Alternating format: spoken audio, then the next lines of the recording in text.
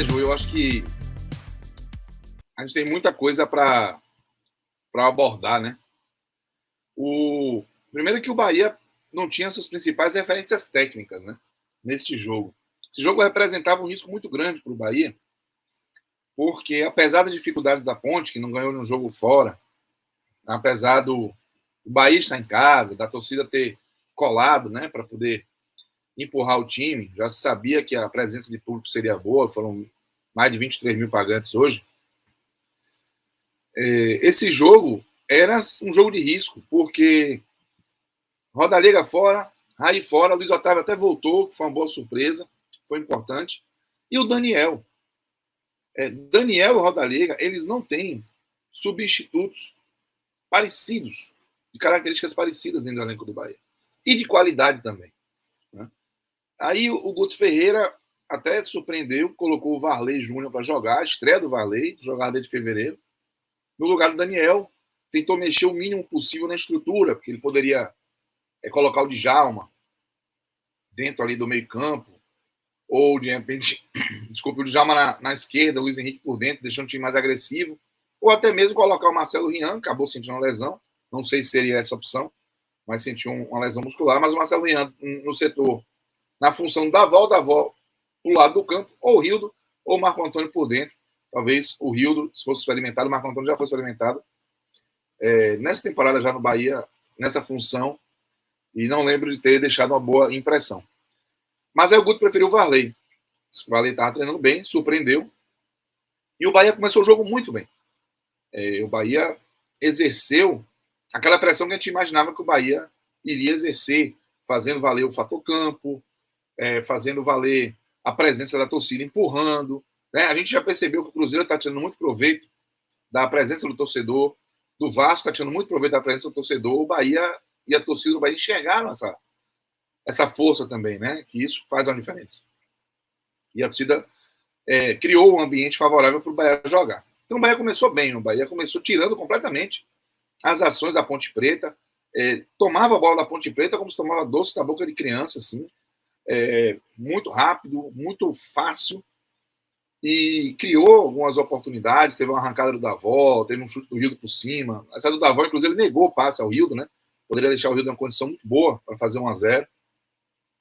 Mas o Bahia estava bem. O Bahia não estava deixando a Ponte Preta jogar, respirar. E aí, de tanto estar lá circulando e bem marcando, o Bahia conseguiu o gol, a falha do goleiro, Kaique França. Escanteio, né, cobrado, ele saiu mal. E o Davó, curioso, né? Tem umas coisas de roteiro de futebol. Futebol parece que foi... são os pirracentos que escrevem, né? Os roteiros. Porque o Davó, revelado no Guarani, batendo na trave no Bahia, nada de fazer gol. Diante da Ponte, resolve fazer o seu primeiro gol. Se tinha uma motivação extra, o resultado apareceu, né? Fez esse 1-0. E aí, quando o Bahia fez 1-0, o Bahia ainda seguiu bem durante alguns minutos após o gol. E estabeleceu o roteiro que conseguiu fazer que o jogo contra o Londrina, por exemplo, fosse muito tranquilo. E pelo início do jogo contra a Ponte, mesmo com todos os riscos do Bahia não ter alguns jogadores importantes, eu tive a sensação, naquele início, que o Bahia poderia ampliar o placar e de repente deixar o jogo tranquilo, como aconteceu contra o Londrina. Mas bobinho, né? Ele engano. A partir dos 25, 30 minutos do primeiro tempo, a Ponte Preta foi se organizando e, para mim, faltou ao Bahia a gestão da posse de bola que o Daniel faz muito bem feito. O Daniel consegue fazer com que a posse de bola do Bahia seja uma posse mais estável, mais consistente. O Bahia, sem o Daniel, forçou muito a bola longa, forçou muito o jogo vertical o tempo todo, e nem sempre é o caso de fazer isso. A gente pode ver que muitas vezes o Bahia consegue começar o jogo com os zagueiros, e o Daniel vai buscar a bola, dá um passe de lado, busca de outro, ganhando o jogo, e vendo que o adversário estava conseguindo subir, crescendo, começando até a finalizar, era fundamental. Oi. Só para uma coisa que me chamou muita atenção, né? O Bahia atacando muito pelos lados, né? Você vê a falta que o Daniel também faz, que ele conseguir articular um pouco mais esse meio campo para poder distribuir melhor a bola, né? Organizar um pouco mais o ataque. Eu vi o Bahia tentando muito pelas laterais, né? Principalmente com o Davó nesse primeiro tempo. E também o Luiz Henrique tentando aí fazer suas chegadas. Agora, é o que você fala, né? Um jogador que já tem uma identificação muito forte com o meio-campo, né?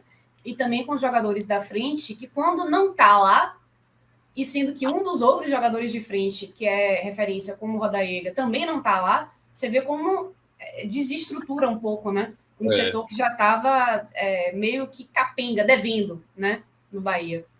Eu acho que o Bahia sentiu falta do macete do Daniel, tanto do macete da experiência, que ele já está se mostrando um jogador experiente, ele é muito de conversar, de fazer o jogo psicológico também, né? Positivamente para o time. E também, tecnicamente, se a gente vê dificuldade do Daniel ter punch, chegada, pisar, mas ele, para fazer a bola circular, é muito bom. E faltou ao Bahia isso, assim. O Bahia aceitou que o jogo continuasse acelerado, mesmo com a Ponte Preta crescendo. Uma coisa é a Ponte Preta abafada lá atrás. Outra é a Ponte Preta ter crescido, encaixado o jogo, começado a incomodar o Bahia, o Danilo Fernandes a chutar. Eu acho o Danilo Fernandes inseguro hoje. Às vezes eu tenho a sensação que eu não acho que o Danilo Fernandes falhou no gol, teve desvio, bola desviou no Ignacio, mas que ele não está... a bola, quando vem de longe, ou está escuro para ele, ou ele está com miopia, eu não sei exatamente o que é. E não estou fazendo nada pejorativo, não. Talvez, eu lembro que ele foi atingido, né, perto do olho, aquele episódio bizarro, sei lá, ele está se cuidando. Não, é isso que eu ia dizer também. Acho que pode ser uma questão ainda, um reflexo ainda do atentado, né? Eu estou dizendo que teve um chute no primeiro tempo, por exemplo, da Ponte, um chute ele se assustou. Tranquilo para ele defender. E ele, a pessoa que veio de muito longe, ele defendeu o esquisito, ele defendeu como se a bola. Eu estou falando o seguinte: eu tive miopia, né? Minha vida toda, só fui corrigir recentemente, e era uma miopia grande. Então, muitas vezes na infância, desde pequeno, eu ia jogar no gol de óculos. Aí, quando eu quebrava o óculos, eu tinha que ir, antes dos 14 anos, principalmente, sem a lente. E às vezes, muitas vezes no gol, eu só via a bola muito em cima. Então, você reage de uma forma diferente quando você já sabe como a bola está vindo. Eu tenho a impressão que o Danilo está sem timing, assim, em relação à bola vindo. Mas, enfim, o primeiro tempo terminou muito ruim para o Bahia, sabe? Terminou com o Bahia meio que nas cordas ali, né? Sem conseguir sair. E aí eu acho que Guto Ferreira, ele comprometeu o segundo tempo e ele faltou muito pouco. Talvez, se o time continuasse com o Barley, sofresse no segundo tempo também. Mas deu para perceber que a substituição que ele fez no intervalo foi desastrosa para o Bahia. Ele colocou o Lucas Falcão, que é volante, no lugar do Varley Júnior. Ele tinha um Gregory no banco, preferiu colocar o Falcão. E isso desarrumou o Bahia taticamente. E eu concordo com o Alisson. Eu acho que o Guto tem muito mérito na competitividade que o Bahia demonstra hoje no campeonato, né? Porque ele, inclusive, está sem o seu melhor jogador, que é o Rodallega, desde a primeira rodada. O Bahia começou a ganhar sem o Rodallega. E hoje superou outros desfalques também. Acho que Guto tem muito mérito. Mas hoje Guto foi mal. Ele fez uma leitura, na minha opinião, ruim e que provocou uma queda ainda maior do desempenho do Bahia. Segundo tempo, a Ponte Preta cresceu muito para cima do Bahia. Fez o que eu não imaginava, o torcedor do Bahia sonhar desesperadamente com o tempo correndo para chegar ao final do jogo, porque a Ponte realmente ficava nos dando a sensação de que iria conseguir um empate. O Bahia não tinha saída. O Bahia estava tentando, sem o Daniel, muitas vezes vai buscar a bola no pé ali dos dois zagueiros. O Bahia tentou muitas saídas longas, não estava ganhando a bola no alto na saída longa, e quando ela voltava, sempre ficava no pé do jogador da Ponte Preta, e normalmente pegando os zagueiros do Bahia saindo da grande área, ou seja, com a broca ali na intermediária, com a bola no pé do jogador da Ponte, e os zagueiros expostos, porque os jogadores da Ponte vinham de frente. Então, muitas vezes, por exemplo, jogadores do lado do campo foram chegando com oportunidades para finalizar, especialmente do lado direito. E teve o Bernardo, né, teve boas chances pelo lado direito, em cima do Luiz Henrique, tinha também o Danilo Gomes, enfim. A Ponte, Danilo, principalmente, Danilo teve belíssimas chances. A Ponte foi espremendo o Bahia, talvez com uma qualidade maior até do que a que o Bahia espremeu o Vasco no último domingo. E aí, realmente, a gente tinha a sensação de que a confirmação de que a escolha de Guto foi ruim, porque, taticamente, o time piorou muito, E, tecnicamente, o Falcão ele já fez jogos muito melhores do que fez hoje, sabe? Entrou muito mal. E aí, a soma desses fatores ela foi desastrosa para o Bahia.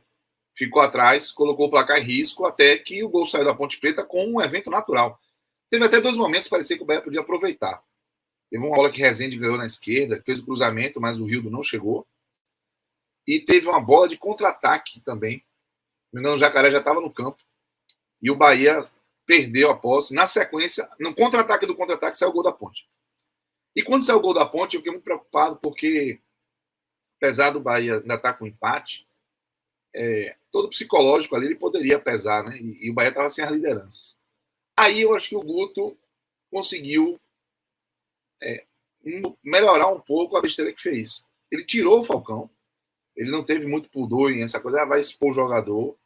Eu acho que dá ainda para colocar mais na conta do Guto do que do Falcão os problemas da entrada do Falcão, na minha opinião, porque foi uma função que é diferente da que ele exerce melhor e desarrumou o time. Também tem a mérito a Ponte. O Hélio dos Anjos conseguiu ali fazer o time recuperar seu futebol e cresceu, também fez troca no intervalo, enfim. Mas quando ele coloca o Gregory no lugar do Falcão, e ele até colocou o Everton também no jogo, ele devolve ao Bahia alguma capacidade de ser mais incisivo na frente, de ter no meio-campo um jogador com a característica que aproxime o time por dentro do setor ofensivo. E aí é que vem a situação do segundo gol do Bahia, porque o passe ele é do Gregory. É o Gregory que acha o Vitor Jacaré em condição de cruzar, condição legal. Vitor Jacaré, até que enfim, foi lúcido, né? Talvez o único momento de lucidez dele no jogo todo, porque as outras ele tentou chutar, tentou cruzar, fez cruzamento errado, mas essa ele deu um bom passe pro Davó. E é muito louco, né? Que o Davó tropeçou antes de fazer o gol, sei lá, mesclou a bola, e ela foi, ó, beijinho. Ele beijou a bola para fazer o segundo gol do Bahia. E poderia ter batido no braço, até fiquei assim, meu Deus, foi mão ou foi no rosto, cabeça, não deu para ver bem. Foi bem no meio da cara, e aí a gente vai, claro, o futebol permite essas narrativas mais românticas. Eu vou dizer que foi com beijo, vou dizer que foi com beijo na bola, porque pegou a cara toda, e aí ele conseguiu fazer o 2-1 pro Bahia ali, antes do jogo caminhar para uma reta final mais dramática. E aí depois o Bahia assentou, assim, o Ponte Preta não apertou, o torcedor ficou apreensivo, mas já não foi a Ponte Preta que amassou o Bahia como nos minutos anteriores. E aí, se olhar para um jogo desse que o Bahia não jogou bem, que o Bahia estava muito desfalcado, que o Bahia viu o adversário crescer e foi muito inferior ao adversário durante boa parte do jogo, e ganhar, é uma mensagem boa também. É uma confiança também, de que, olha, vai ter dia que vai ser pelo resultado, e todo mundo quer o resultado. E o Bahia, a gente sabe que o Bahia tem um elenco que é limitado, a gente sabe que o Bahia tem um elenco que é curto, né? E então, toda a gordura que o Bahia fizer, todo o resultado que o Bahia conquistar vai ser muito importante. E eu vou lhe dizer como aconteceu contra o Sampaio Corrêa. O Bahia vai sofrer muito para ganhar jogo. Mas o Bahia tem muita condição de ganhar jogo, porque o Bahia, principalmente, tem um técnico que sabe armar um time competitivo, que tem uma ideia, que toma a decisão errada, que irrita a gente muitas vezes, mas que eu não posso negar que é um técnico de times competitivos.